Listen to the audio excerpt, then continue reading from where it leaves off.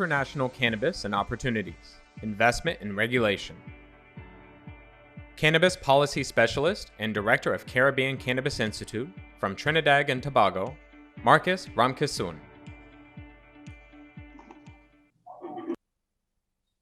Hello, everyone. Good day. My name is Marcus Ramkissoon, and I'm with you guys today from the Caribbean, from Trinidad and Tobago. And today I'll be talking to you about international cannabis. I'll be talking to you about regulation, investment, and opportunities. This is my biography. I'll breeze through this quick because I think I had a little bit of technical difficulty just now. Basically, I bring education and qualification to the industry. I have over 70 qualifications in cannabis, and I've been the advisor to the governments of Antigua and Barbuda, St. Kitts and Nevis, and Trinidad and Tobago. And they have been responsible for writing the cannabis law and policy for those islands. So my intention today is to introduce you to the regulatory aspect of medicinal cannabis in the industry, the different business operations within the industry, the approximate cost to engage in these operations, and I'll advise you guys on plausible investments. I'll achieve this by first explaining the current international policy approach towards medicinal cannabis through the perspective of the international drug obligations, followed by a journey around the world of medicinal cannabis. Then I will explain to you the cost involved to enter the various facets of the medical cannabis industry, and I will give you an idea of the return on possible investments. Finally, I will give you some recommendations towards the better policy and better framework in countries and maybe some viable opportunities for investment. So let's start with the international drug treaties. These three things that you see on the screen here are the three international drug treaties that exist today. And they are responsible for shaping the law in every country. Every signatory country to the drug treaties, which are just about 115 countries, base their drug laws on these international treaties and the guidelines within these treaties.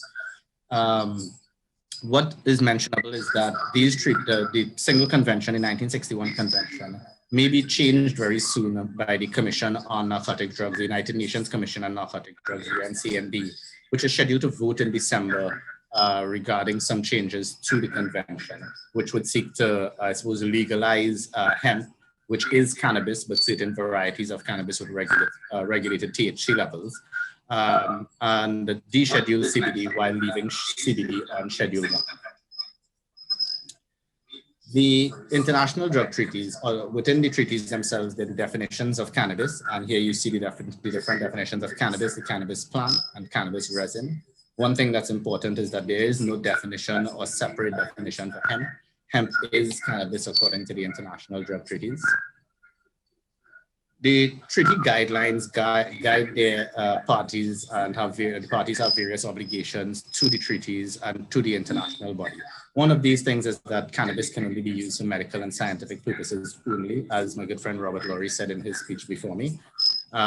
Medicinal cannabis business operations, such as cultivation, manufacture, processing, import, export, all of the above, are guided very carefully by the treaties. And countries that are seeking to engage in these businesses must follow these treaty guidelines. Medicinal cannabis business operations must be licensed and authorized by a government agency, and that government agency must be established to oversee the entire operations of the medicinal cannabis system that run in the country. The government agency has to track and monitor all cannabis, just like it's done with opium today, or supposed to be done with opium. All plants are supposed to be tracked and monitored so you can figure out processes like recall and so forth. Government agency has to decide locations for different medicinal cannabis operations. Special prescriptions must be issued for cannabis the same way they are supposed to be done for all controlled substances. A government is supposed to supply an estimate to the International Narcotics Control Board, or the INCB, which is responsible for enforcing the obligations of the treaties. And that estimate involves telling the INCB how much cannabis is used in the country for the year before, and how much cannabis is to be used in the country for the next year. The government is supposed to limit production on excess and ensure that there is no excess produced in the country. They're supposed to place laws and regulations in place to prevent misuse and illicit traffic. They're supposed to enact provisions, like Robert Laurie said in Canada. He didn't think he gave numbers, but I think there were 14 offenses for cannabis previous to legislation or legalization. And now I think they're about 46. The reason for this is that you must ensure that illicit traffic and illicit businesses does not take place under a regulated system. So you have to put in more enforcements of provisions regarding this. Seizure and confiscation comes under the different penal provisions, and the government must ensure proper records and bookkeeping for all the cannabis and so forth. The objectives of the treaty, because we just discussed the obligations that the parties have towards the treaties. The objectives of the treaties themselves are to provide a medical treatment alternative and to facilitate medical research into a new drug, such as cannabis. They're also there to prevent the misuse, abuse, and illicit trade of any controlled substance, and to ensure public health protection and public safety protection. So now I'll take you just to talk to you about the international regulations and objectives of the international drug treaties.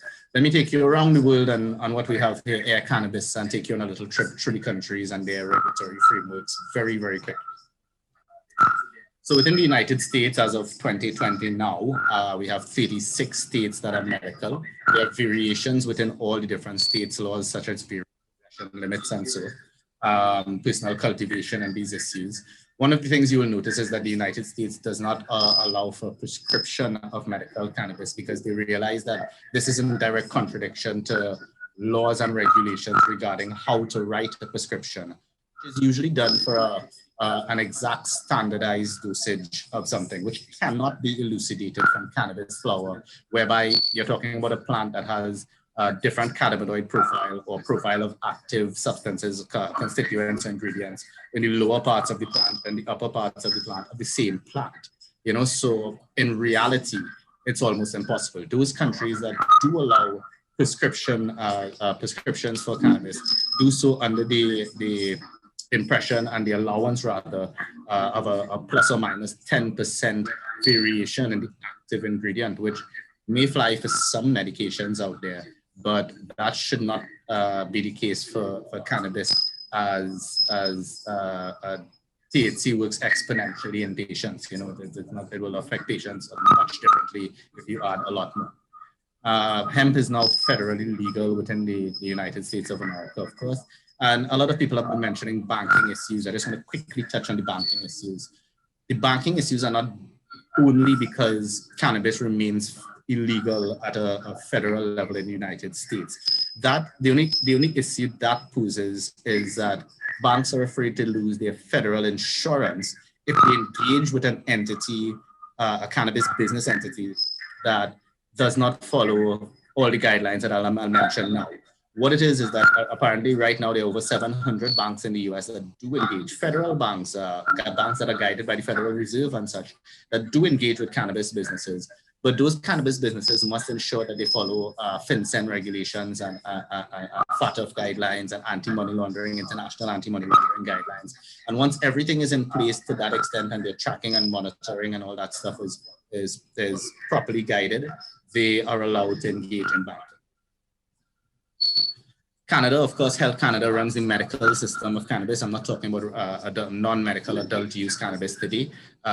So Health Canada runs the medical system. You need a medical document to access. They are licensed producers in Canada, of which they are large producers and then you're small producers. And system I don't quite like, but it does allow a lot more people to engage in the cannabis business, which is a good factor. And of course, personal cultivation is allowed. Now, why I'm mentioning personal cultivation here and personal cultivation under the United States is that those two things are in direct contradiction to the international treaties that we just spoke about. Personal cultivation is simply not allowed. Only like government licensed manufacturers of cannabis who follow tracking and monitoring guidelines are allowed to produce cannabis under the international treaties. Within the Caribbean, where I'm from, we have Jamaica, which was the first island in the Caribbean to enact legislation regarding cannabis, followed by St. Vincent and the Grenadines. Those two islands are actually cultural producers of cannabis in the Caribbean, St. Vincent and the Grenadines being extra special because of the very small size of the island and the amount of cannabis that it does produce illicitly.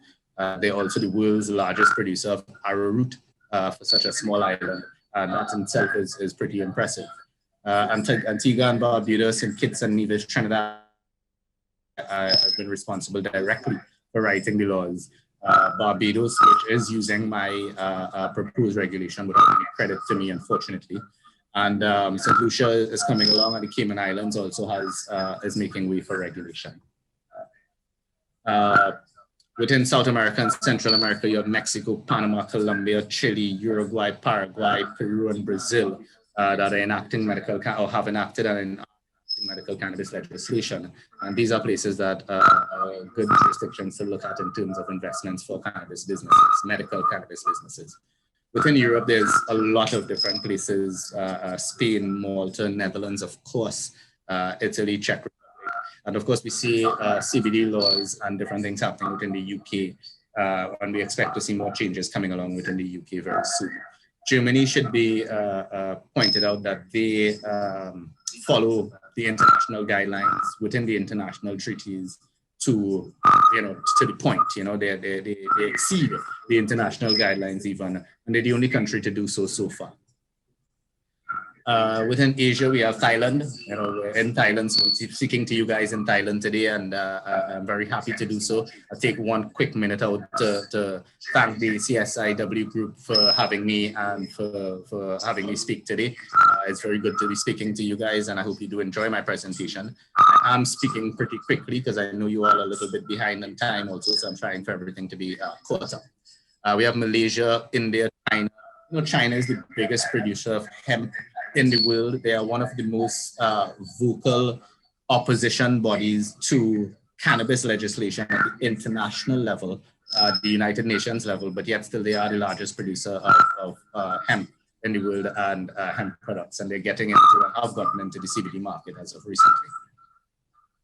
Of course, we have Australia, which has clinics. They have now medications, cannabis medications. They allow for cultivation in certain places, the NSW, New South Wales, and they do allow for export also. Australia, notably, has also just gotten into, within the last 2 years, I think, has gotten heavily into the opium production market for natural production of opiates, which is a pretty interesting perspective, seeing that cannabis is regarded along the same guidelines as opiates within the international treaties.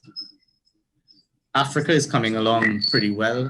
Unfortunately, none of the countries have really good legislation or regulations which are necessary to be able to engage in proper export, which most of the African countries, most of the countries in the whole wants to do. Lesotho, South Africa, Zimbabwe, Congo, Ghana, and Tanzania all already have some level of regulatory framework and already have producers in those countries. So basically, let me give you some ideas of the existing within the legislation or within the existing legislation and some of the consequences. If you allow for limitless production in the regulations like Oregon State in the US has, you'll end up with surplus production, and then you'll end up with heavy price decreases and too much on your hands for being able to give a proper estimate to the INCB, which is against the international treaties. Personal cultivation is in non-compliant international treaties. It allows for diversion of product from the regulated market, because then you have so many people and citizens growing cannabis. Now, I'm not against cannabis being grown by individuals, but these are the hazards and the public safety and health hazards of these decisions. It can provide that, it can present a public health and safety hazard in the sense of children now being able to access it, whether in their own homes with their parents growing it, or going to homes with their parents grow it, or even just picking it, as they're passing on their way to school, if the regulations are not in place for where in a property it should be grown.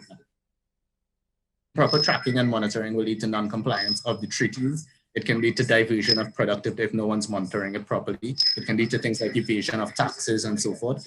And without tracking and monitoring, there's an inability to recall the product if something is wrong with a particular downstream product, and you have to recall all products from the batch. You need to have batch numbers and these things to go foul. allowing non-medical adult use or rec can lead to non-compliance of the treaties since only medical and scientific uses of cannabis are allowed. And it can lead to a number of contraindications to use. You know, if a physician does not see a patient before cannabis and that patient is on certain medications, or that individual is on certain medications like heparin or warfarin, just for example, those medications will not take effect in the body, and you'll end up having a higher blood concentration of these with the use of both either THC or CBD. And these things are this is reason for a physician to see someone before cannabis use is allowed. There's no differentiation in regulation, and a lot of the regulation between prescribable and non-prescribable medicinal cannabis. And that can lead to confusion among medical practitioners in the sense of how to write prescriptions, as I just said, as you cannot write a true traditional prescription for cannabis flower, and can also lead to non-compliance of the treatment. Foreign investor policy, it should try not to deter investment or allow for monopolization within the industry. It should be open to all citizens of a country. A lack of mandated training for medical practitioners or dispensers can lead to a public health hazard. And one must understand that up to today, 99% of med schools still do not have medical cannabis on the curriculum. They teach cannabis as a dangerous drug only, and that presents issues as persons within that field don't have a real idea of the endocannabinoid system and how this drug works within our bodies. If a regulation has lack of anti-monopolization clauses, monopolization and oligarchy structures can ensue. Lack of economic justice clauses can leave out interested persons within low economic brackets. These are the social equity clauses that will allow persons to maybe group together and become licensed with government assistance or so. Lack of anti-shell company clauses allow for possible tax evasion and poses disadvantages to local partners. A lack of mandated standards for cultivation and production leads to the inability to export and can present different public health and safety hazards due to, again, a lack of standards. You don't want to, cannabis is a consumable product in the sense of something that we're putting in our bodies. You don't want something that has insect parts in it or hazardous chemicals or fertilizers. So proper standards in terms of testing is very important. And a lack of price control can lead to a thriving illicit market. Most of the states in the US that we see with cannabis laws and their taxes on cannabis, the operators add these costs to the regular illicit market price. Therefore, the cost of the regulated market is more than the illicit market. What will happen? Obviously, the illicit market will thrive. And this is something that by the international regulations also, countries should try to do, try to engage in a process to eliminate the illicit market. Of course, a good consultant can engage, can advise government allow for something of this nature to happen. To sum up and to finish up, the general guidelines for policy for all countries be to maintain compliance first and foremost with the international drug treaties, lest they get a first warnings or more from the INCB. Establish a government agency for licensing, mandate training for medical practitioners and dispensers, allow medical practitioners to decide if use is justified, allow for registered use and apply a patient registry, mandate a universal single tracking and monitoring system, apply stringent application processes for businesses. This is a scheduled narcotic drug that we're dealing with as much as it is a plant. Apply controls and limits to prevent excess manufacture and overproduction.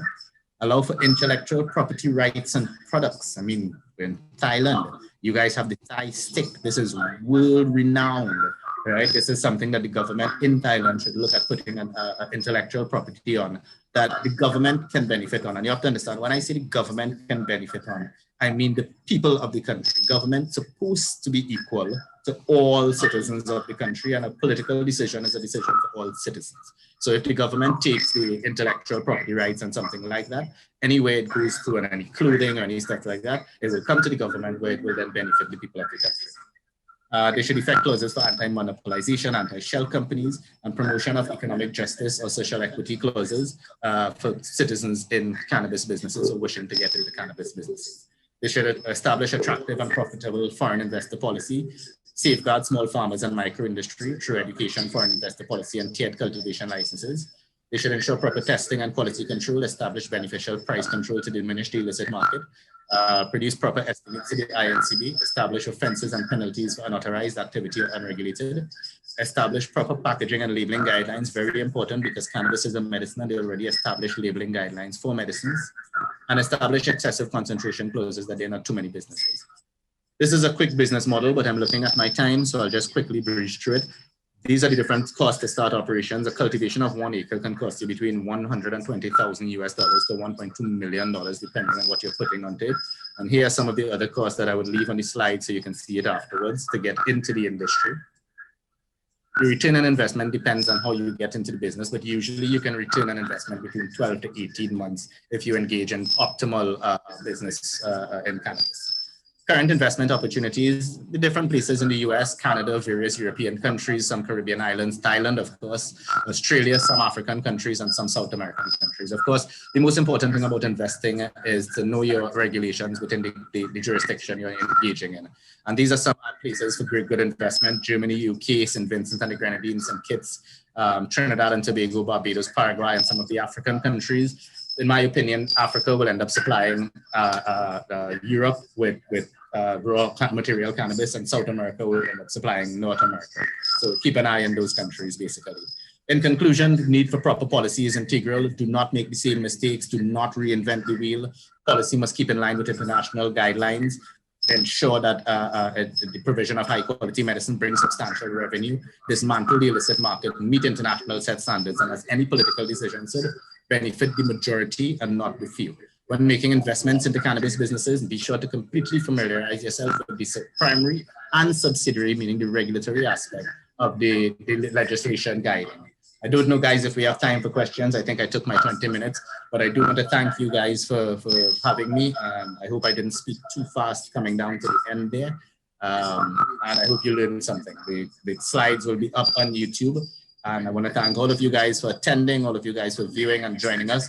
And thank you, CISW, for having us all here at this conference. It's been an excellent conference, personally.